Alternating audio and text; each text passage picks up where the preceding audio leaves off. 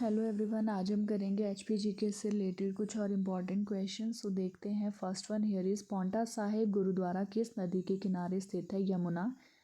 रावी नदी कहाँ से निकलती है? बड़ा बंगाल। हिमाचल प्रदेश की सबसे लंबी नदी कौन सी है? सतलुज। कौन सी खर्ड कांगड़ा जिले से होकर बहती है? Answer is Banganga.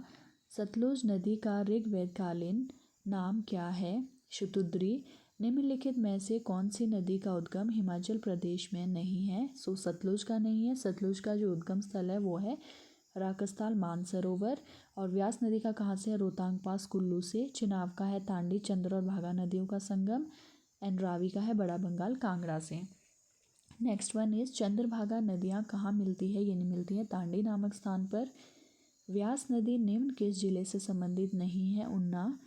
बाणगंगा निम्न में से किसकी सहायक नदी है? ये है व्यास की। किस ग्लेशियर से रावी नदी का उद्गम होता है? तो ये होता है बड़ा बंगाल। टॉन्स किसकी सहायक नदी है? ये है यमुना की। व्यास नदी का वैदिक नाम अर्जिकिया था। ओके, किस नदी का? डैश नदी का वैदिक नाम अर्जिकिया, तो ये था व्यास का। सिउल धारा किस नदी की सहायक है? रावी। डोडरा क्वार किस नदी घाटी में स्थित है? यह है टॉन्स। निम्न में से कौन व्यास नदी की सहायक नदी है? मानखड़। नेक्स्ट, व्यास का उद्गम स्थल है व्यासकुंड। तिब्बत में मानसरोवर से प्रारंभ होकर और किन्नौर जिले में शिवकी में भारतीय सीमा में प्रवेश करती है वह कौन सी नदी है? सतलुज।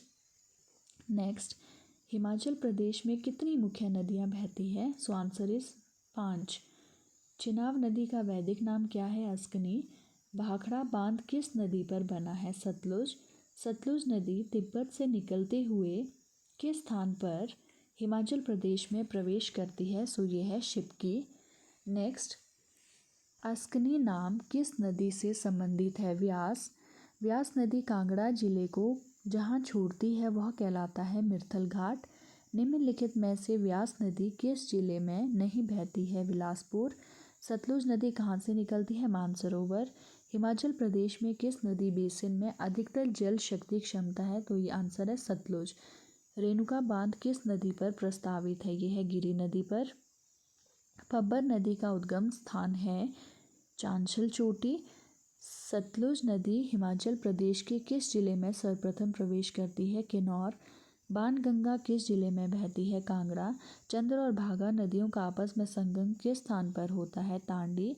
जल राशि की दृष्टि से हिमाचल प्रदेश की सबसे बड़ी जल घनत्व या जल राशि के आधार पर कौन सी है सबसे बड़ी नदी? चिनाब। नेक्स्ट है, पौंग बांध का निर्माण किस नदी पर किया गया है? व्यास। कौन सी नदी हिमाचल प्रदेश से होकर नहीं बहती है? गंगा। वैदिक काल में किस नदी को पुरुषनी के नाम से जाना जाता था? रावी। ग्लेशियर निर्मित भांदल व तंतागिरी धाराएं किस नदी का निर्माण करती है? रावी। व्यास नदी किस स्थान पर मैदानी भाग में प्रवेश करती है? सो आंसर है मिर्थल। यमुना नदी का उद्गम किस राज्य में है? उत्तराखंड। नेक्स्ट, व्यास नदी किस स्थान पर पूर्व से पश्चिम की ओर बहती है? इंदौरा व मिर्थल के बीच। नेक्स्ट, कौन सी नदी हिमाचल प्रदेश से गुजरकर जम्मू कश्मीर में प्रवेश करती है? Answer is Chenab. सुकेती किसकी सहायक नदी है? व्यास की। नेक्स्ट, निम्नलिखित में से कौन सी नदी हिमाचल प्रदेश से होकर बहती है? सो आंसर इज व्यास। अर्जिकिया किस नदी का वैदिक नाम था? व्यास का नाम था अर्जिकिया।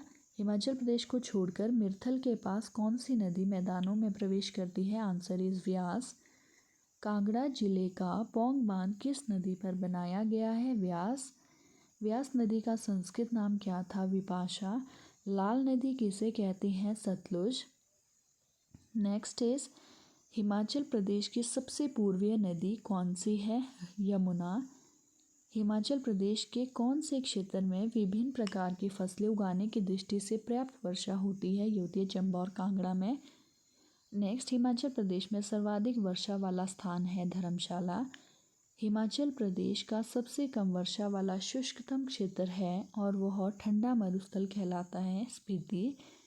हिमाचल प्रदेश के किस जिले में उच्चतम वर्षा होती है? तो ये होती है कांगड़ा धर्मशाला में। हिमाचल प्रदेश में कौन से स्थल पर सबसे कम वर्षा होती है? स्पीति में। हिमाचल प्रदेश में वर्षा का औसत क्या है? 1600 मिलीमीटर। नेक्स्ट, हिमाचल प्रदेश का सबसे सूखा स्थान सबसे कम वर्षा वाला कौन सा है? स्पीति। हिमाचल प्रदेश के किस जिले में सबसे कम वर्षा होती है? लाहौल स्पीति। हिमाचल प्रदेश का सबसे बड़ा ग्लेशियर कौन सा है? यह है बड़ा शिगरी ग्लेशियर। समुद्र तल से मूल किला ग्लेशियर की ऊंचाई कितनी की मूल किला ग्लेशियर है? ओके, इसकी ऊंचाई है 6,478 मीटर। बड़ा शिगरी क्या है? हिमनद है, ये ग्लेशियर है। शिमला में कौन सा मौसम दीर्घ का मौसम कहलाता है? तो यह है शरद। हिमाचल प्रदेश को एग्रो क्लाइमेटिक जोन और फिजियोग्राफिक आधार पर कितने इकोलॉजिकल जोन में बांटा जा सकता है? तो आंसर है 7।